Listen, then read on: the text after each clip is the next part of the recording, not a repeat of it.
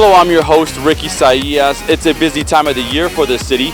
City council members and city leaders spent a few days discussing and making decisions on the 2021 fiscal year budget. Discussions to balance the budget included the return of services and decline in revenue created by the pandemic, and focusing on basic needs like public safety, improving streets, and investing in the city's workforce. Other key points: no increase in taxes, a decrease in city taxes for seniors and residents with disability, and using every resource to balance the budget. The city leadership team informed council about the progress and needs of every city department that are guided by the city's strategic plan and vision. Council members took time to answer questions and dissect various presentations. The presentations and the preliminary budget are available to the public on the city's website.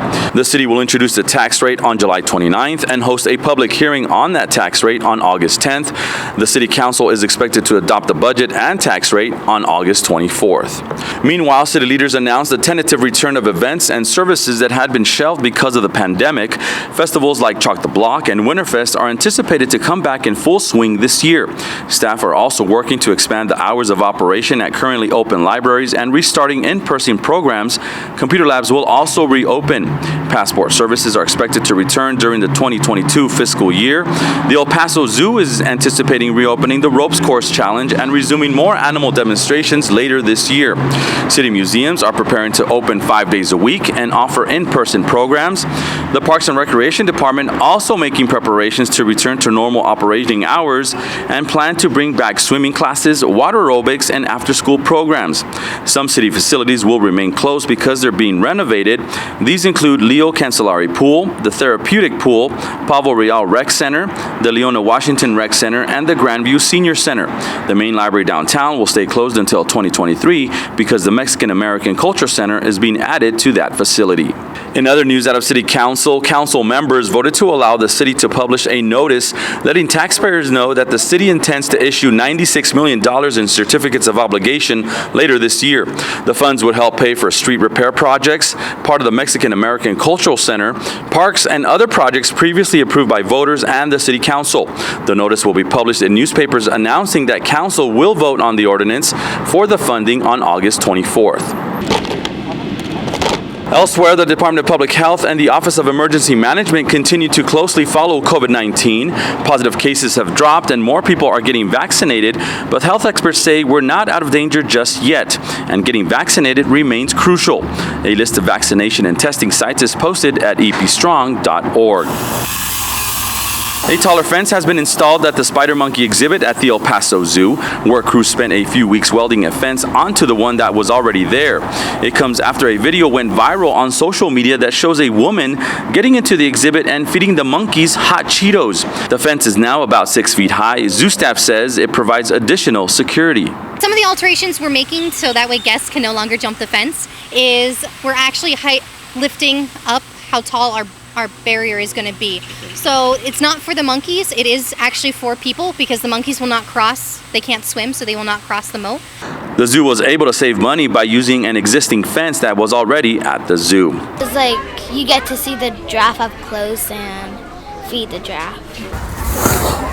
You cannot get up and personal with the monkeys at the zoo, but you can do it in a safe manner with the giraffes by feeding them alongside zookeepers. For a small fee, you can take part in the interactive attraction that is now back at the zoo. But warning, watch out for their 15-inch long tongues. Meanwhile, employees at the zoo are being recognized for their hard work this month. Zoo Worker Week begins July 18th through the 24th. The zoo has multiple events planned throughout the week for staff as a show of appreciation.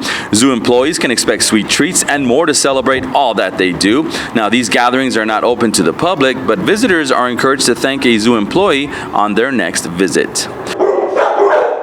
The 4th of July has come and gone, but Animal Services continues to reunite pet owners with pets they may have lost during the holiday weekend.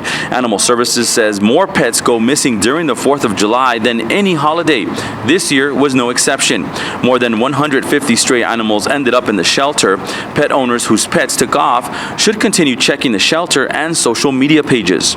The animals get scared when they hear the fireworks. It's the end of the world for them, so they flee their house. They're looking for somewhere safe to hide, and unfortunately, a lot of pets go missing. So one of the first things anyone can do when looking for a lost pet is come to the shelter. Our doors are open once again. We encourage the public to come here, look for your lost pet. People who find someone else's pets are encouraged to take it to any fire station to see if it has a microchip and post pictures of the pet on the social media.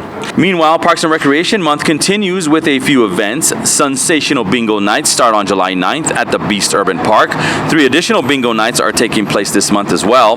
Chihuahua's mascot Chico and several Parks and Rec staff will be reading at various library branches starting July 14th. All of the events are free.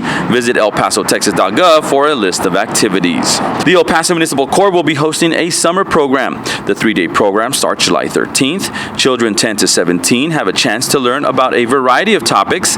The free summer program will be held at the Municipal Court on East Overland in downtown. To get more information or to register, call the number on your screen. That's 212-0229. And that's all the time we have for now on this edition of Your City in 5. For Jose Solis, who's behind the camera, I'm Ricky Saillas. Stay safe and be good to each other. We'll see you next time on Your City in 5.